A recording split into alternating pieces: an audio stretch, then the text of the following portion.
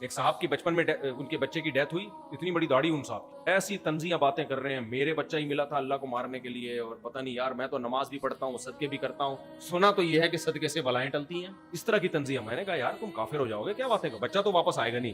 اللہ کسی کے جذبات سے متاثر نہیں ہوتا کہ اس کو بہت ٹینشن ہوئی ہے, مجھے برا بلا کہہ رہے ہیں, چلو بچے کو ریورس کر کے زندہ کر دو, اپنا ثواب کیوں برباد کر رہے ہو.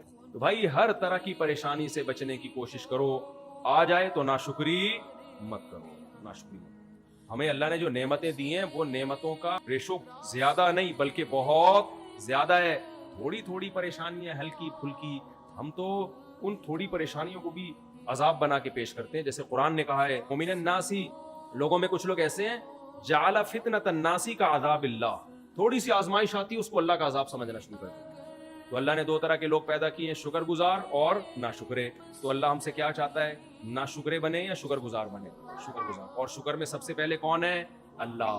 اچھا اس کا شکر ادا ہو سکتا نہیں ہے کسی بھی قیمت, لیکن اللہ نے کہا چند کام کر لو تو میں سمجھوں گا ہو گیا ادا, چند کام کر لو تو میں سمجھوں گا شکر ادا کر دیا. وہ چند کام کیا ہیں؟ 5 ٹائم نماز پڑھ لو بھائی جماعت کے ساتھ. سارا دن تو اللہ نمازیں نہیں پڑھوا رہا ہم سے, 5 ٹائم پڑھ لو نماز.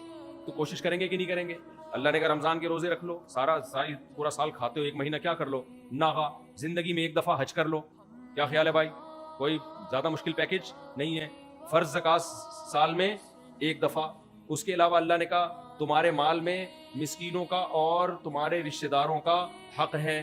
ان رشتہ داروں میں سب سے پہلے ماں باپ, بیوی, بچے, ان پہ خرچ کرو. اگر آپ خرچ نہیں کرتے تو اللہ کی نظر میں آپ کا شمار شکر گزاروں میں ہوگا, ناشکروں میں ہوگا. کچھ لوگ دولت پہ سانپ بن کے بیٹھے ہوئے ہیں, دیسی گھی کے پیسے ہیں, بچوں کو کھلاتے ہی نہیں ہے دیسی گھی. بھائی اللہ کو سخی پسند ہے. اللہ کہتے ہیں میں نے تمہیں دولت دی ہے, کسی کو میں نے غریب بنایا.